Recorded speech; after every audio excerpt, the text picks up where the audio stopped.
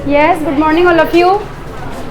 आज हम कक्षा 8 का जो पाठ है 4 भगवान के डाकिए, जो कि रामधारी सिंह दिनकर की कविता है, उसके प्रश्नोत्तर करने वाले हैं। कल आपने सभी में, कल के वीडियो में आपने कविता पढ़ी भगवान के डाकिए, और आज हम उसके प्रश्नोत्तर करने वाले हैं। तो हम प्रश्नोत्तर शुरू करते हैं।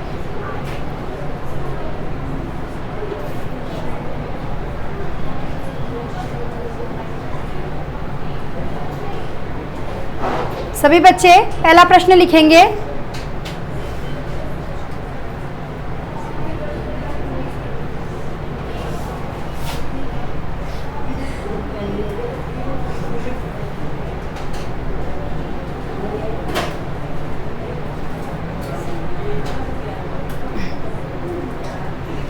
सभी बच्चे जो है अपनी पाठ्य पुस्तिका में पहला प्रश्न लिख लेंगे। भगवान के डाकिए जो कविता है, इसका पहला प्रश्न जो है वो हमसे कह रहा है, कविता ने पक्षी और बादल को भगवान के डाकिए क्यों बताया है, स्पष्ट कीजिए। कविता से प्रश्न का पहला प्रश्न है, कवि ने पक्षी और बादलों को भगवान के डाकिए क्यों बताया है, स्पष्ट कीजिए। ये प्रश्न हमें कह रहा है। उत्तर हम देखते हैं। कवि ने पक्षी और बादल को, जैसा कि हमने कविता में पढ़ा था कि पक्षी और बादल को भगवान के डाकिए बताया गया है। क्यों बताया गया है? क्योंकि जिस प्रकार डाकिए संदेश लाने का काम करते हैं, मैंने आपको बताया था कि जिस तरह से एक डाकिया संदेश लाता है, हमारे पास चिट्ठी पत्र डाकिया लेकर आता है, वैसे ही जो है भगवान के डाकिए भी कौन है? पक्षी और बादल। उसी प्रकार पक्षी और बादल भगवान का संदेश हम तक पहुंचाते हैं। पक्षी और बादलों के द्वारा हम तक जो है संदेश पहुंचाया जाता है। उनके लाए संदेश को हम भले ही न समझ पाए, पर पेड़ पौधे, पानी और पहाड़ उसे भली प्रकार समझ लेते हैं। कौन किस किस के लिए बताया है कि कौन कौन जो है भगवान के द्वारा भेजे हुए संदेशों को पढ़ पाते हैं? पेड़ पौधे, पानी और पहाड़ जो है उसको भली प्रकार, कहने का तात्पर्य अच्छी प्रकार से समझ और पढ़ सकते हैं। जिस तरह से बादल और पक्षी दूसरे देश में जाकर भी भेदभाव नहीं करते, उसी तरह हमें भी आचरण करना चाहिए, हमें भी व्यवहार करना चाहिए। कहने का तात्पर्य है कि जिस तरह से भगवान जो है पक्षी और बादलों के माध्यम से मनुष्य तक संदेश पहुंचाते हैं, लेकिन मनुष्य उस संदेश को पढ़ नहीं पाते हैं, और उनके संदेशों को पेड़ पौधे, पानी और पहाड़ अच्छी तरह पढ़ लेते हैं, क्योंकि उनमें भेदभाव की भावना नहीं होते। पक्षी कहीं भी किसी भी देश में विचरण कर सकते हैं, बादल भी जहां भाप बनती है वहां से उड़कर दूसरी जगह वो बारिश कर लेते हैं। तो ये था प्रश्न नंबर 1 का आंसर। आप इसका स्क्रीनशॉट ले सकते हैं या आप लिख सकते हैं।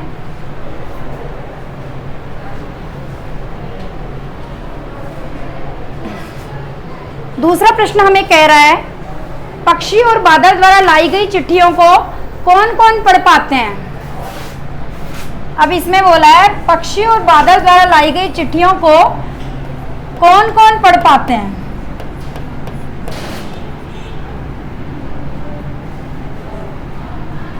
कौन कौन पढ़ पाते हैं?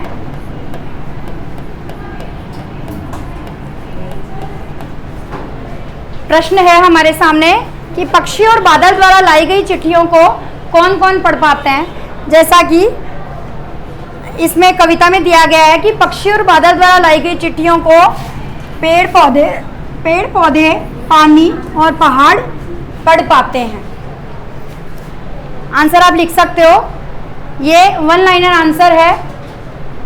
पक्षी और बादल द्वारा लाई गई चिट्ठियों को पेड़ पौधे, पानी और पहाड़ पढ़ पाते हैं। नेक्स्ट क्वेश्चन है, ये पूछ रहे हैं कि किन पंक्तियों का भाव, जैसा कि हमारी ये पाठ्य पुस्तक है वसंत की, इसमें दिया गया है कि किन पंक्तियों का भाव है पक्षी और बादल प्रेम, सद्भाव और एकता का संदेश एक देश से दूसरे देश को भेजते हैं। ये इसमें पूछा है कि ये किन पंक्तियों का भाव है। वो पंक्तियां आपको इस कविता से चुनकर इसमें बतानी है, लिखनी है। तो जो आपकी कविता है इसमें दे रखा है, ये भगवान के डाकिये हैं। ये भगवान के डाकिये हैं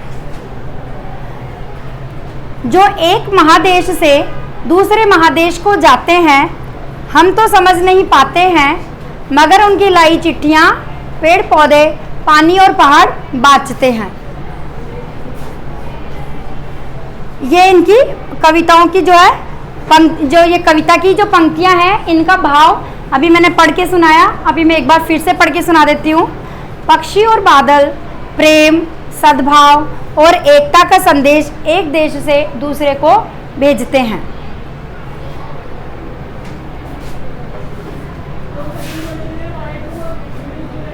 नेक्स्ट है, प्रकृति देश विदेश में भेदभाव नहीं करती।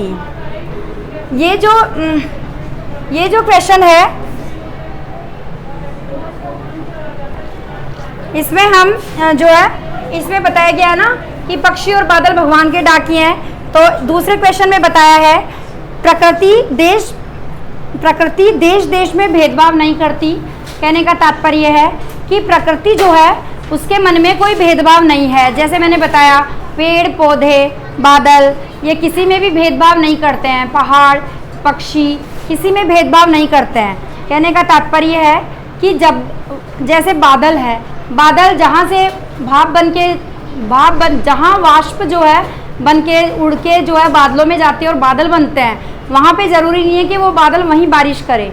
उनके मन में जो है ऐसा भेदभाव नहीं होता है, वो एक जगह से दूसरे देश में जाकर बारिश कर सकते हैं। इसीलिए इसमें कहा है एक देश से उठा बादल दूसरे देश में बरस जाता है।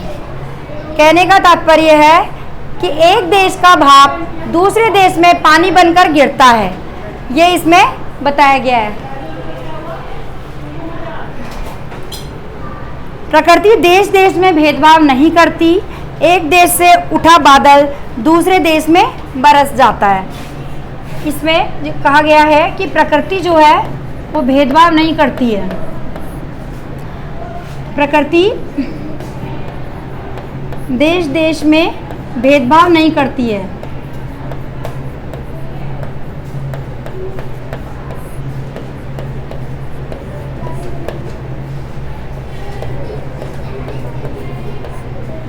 प्रकृति देश देश में जो है भेदभाव नहीं करती है। एक देश से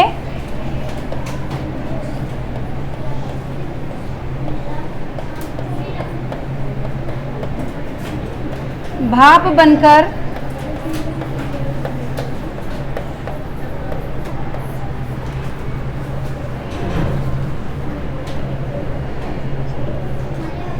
एक देश से भाप बनकर पानी दूसरी जगह बरसता है।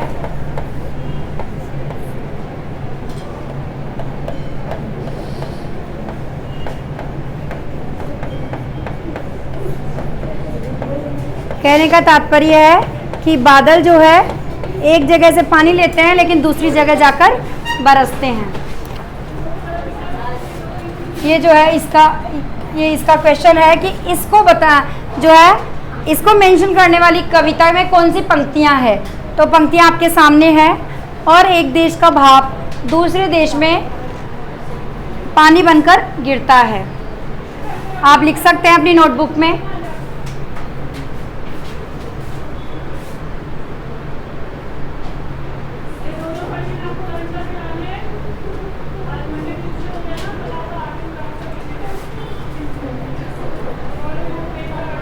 आगे बढ़े।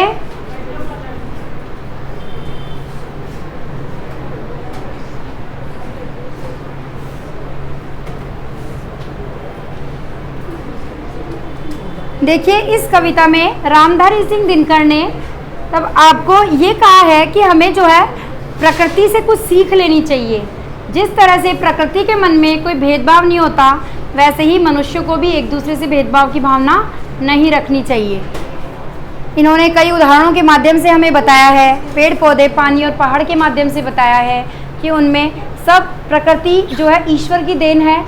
ईश्वर ने पूरे संसार को बनाया है और जो प्रकृति प्रदत्त चीज़ें होती है वो सब जो है निरंतर अपना कार्य करती रहती है और इसी से जो है हमारा जो लाइफ साइकिल है वो चलता रहता है। भगवान के माध्यम से ही जो है पक्षी और बादल जो है अपना संदेश लेकर आते हैं और हम नहीं समझते हैं, लेकिन पेड़ पौधे पहाड़ इनको समझ पाते हैं। ये हमें इसमें संदेश दिया है इस कविता में रामधारी सिंह दिनकर ने। आगे प्रश्न हमें कह रहा है कि पक्षी और बादल की चिट्ठियों में पेड़ पौधे, पानी और पहाड़ क्या पढ़ पाते हैं। जैसा कि कविता में बताया है कि पेड़ पौधे और पहाड़ क्या पढ़ पाते हैं, वो किसकी भाषा को समझ पाते हैं, किसके माध्यम से वो भेजे जाते हैं। वो भगवान के डाकिये होते हैं। जिस तरह से डाकिया संदेश लेकर आता है और हम जो है घर घर बांटता है, जो जिसका संदेश है उस तक पहुंचाता है, वैसे ही पक्षी, पेड़ पौधे, पानी और पहाड़ ये पक्षी और बादल की चिट्ठियों को पढ़ पाते हैं। कैसे पढ़ पाते हैं ये हम इस प्रश्न में देखेंगे।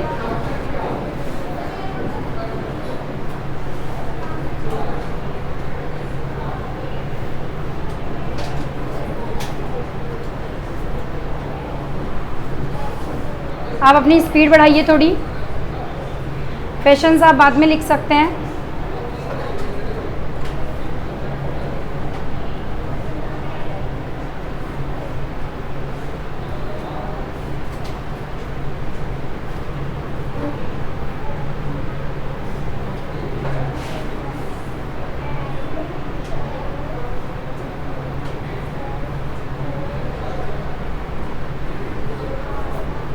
पक्षी और बादल भगवान के डाकिये हैं। इसका क्वेश्चन जो था इस वाले का, ये तो इसका क्वेश्चन है और इस वाले का क्वेश्चन मैं बता देती हूँ आपको। पक्षी और बादल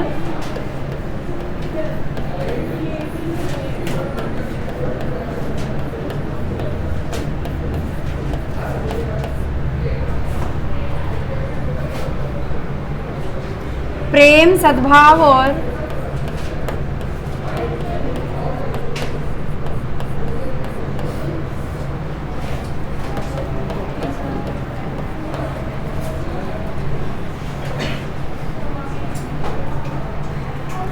एकता का संदेश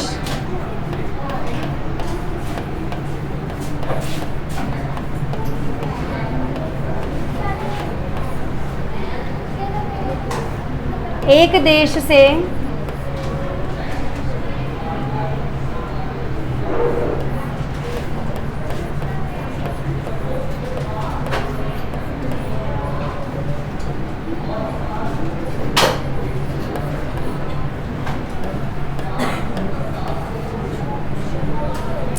दूसरे देश को भेजते हैं।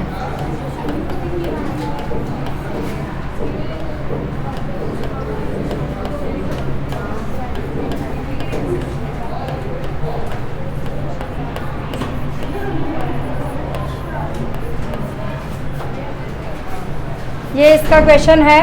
पक्षी और बादल प्रेम, सद्भाव और एकता का संदेश एक देश से दूसरे देश को भेजते हैं। तो पक्षी और बादल भगवान के डाकिये हैं। इनको मैसेंजर बताया गया है, भगवान के डाकिये बताया गया है जो संदेश लेकर आते हैं। तो एक महादेश से दूसरे महादेश में जाते हैं, मतलब एक बड़े देश से दूसरे बड़े देश में जाते हैं। हम तो समझ नहीं पाते हैं, लेकिन उनके लाए हुए संदेशों को हम नहीं समझ पाते हैं।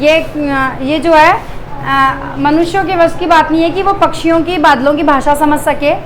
इसलिए वो कह रहे हैं कि हम इनको नहीं समझ पाते, लेकिन उनकी लाई हुई चिट्ठियों को पेड़ पौधे, पानी और पहाड़ बाँच लेते हैं। पेड़ से ही जो है, पेड़ पौधों से बारिश होती है, पानी जो है पहाड़ों पर गिरता है, पहाड़ों पर जो पेड़ होते हैं वो उनको आकर्षित करते हैं वर्षा को। तो इस तरह से ये संदेश जो है वो उन तक अपने आप पहुंच जाता है। ये इसका प्रश्न है। इसका जो है ये इसने पूछा है कि इसका अर्थ देने वाली पंक्तियाँ कविता में कौन सी है, वो आपके सामने है।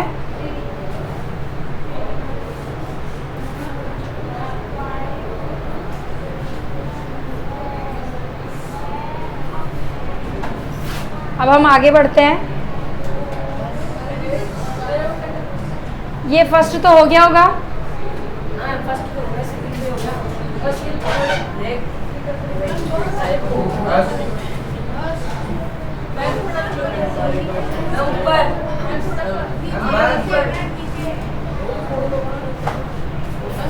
अब ठीक है।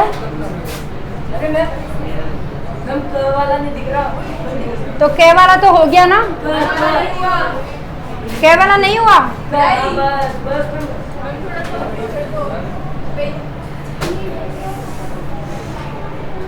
हमें मिलता है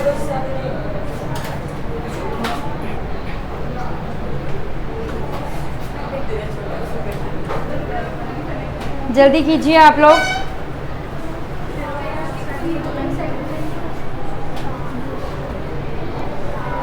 आगे कह रहा है प्रश्न, पक्षी और बादल की चिट्ठियों में पेड़ पौधे, पानी और पहाड़ क्या पढ़ पाते हैं। अब इसमें प्रश्न 4 में कवि कह रहे हैं, कवि का कहना है कि पक्षी और बादल भगवान के डाकिए हैं। जिस प्रकार डाकिए संदेश लाने का काम करते हैं, उसी प्रकार पक्षी और बादल भगवान का संदेश लाने का काम करते हैं।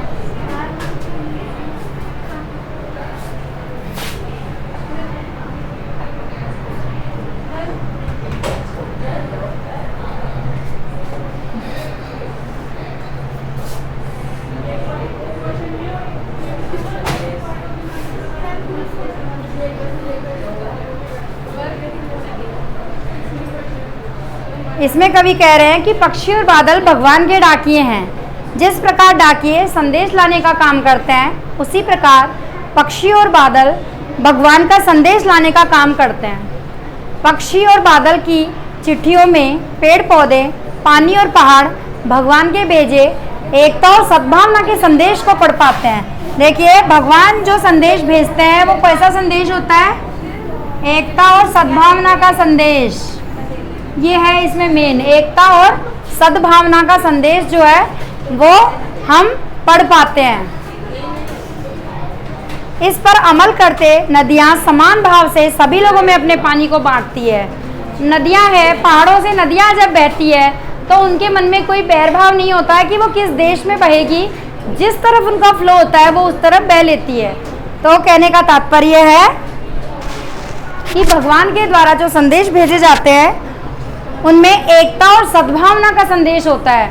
उसमें किसी के प्रति बैरभाव नहीं होता, उनमें एकता और सद्भावना का संदेश होता है। जिस तरह से नदियां हैं पहाड़ों पर से गिरती है तो वो उनके मन में कोई ऐसी भावना नहीं होती कि वो किस देश में जाकर जाने वाली है या किस दिशा में जाने वाली है। वो समान भाव से सब लोगों में अपने पानी को बांटती है।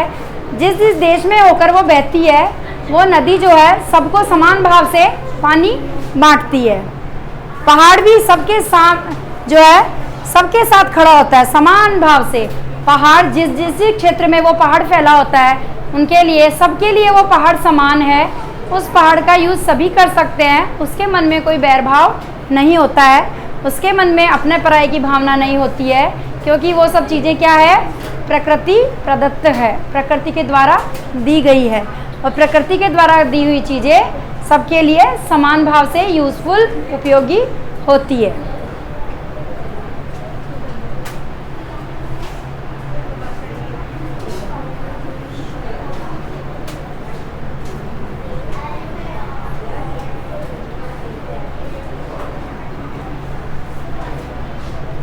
हो गया इसका आंसर।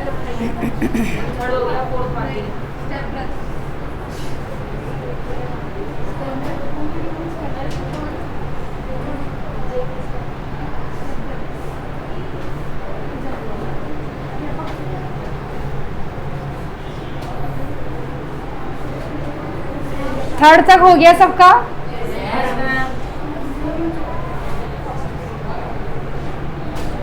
अब फोर्थ कर रहे हो ना आप लोग।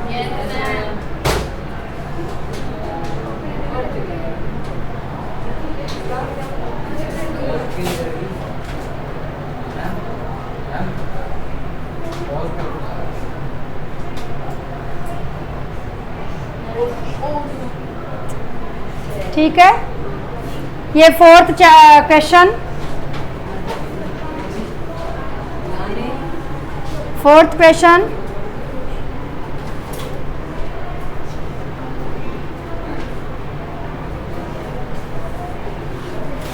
फिफ्थ प्रश्न है, एक देश की धरती दूसरे देश को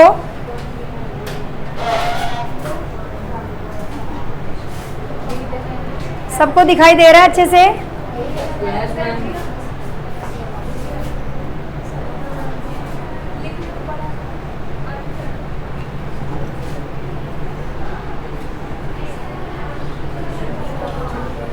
एक देश की धरती दूसरे देश को सुगंध भेजती है, इस कथन का भाव स्पष्ट कीजिए।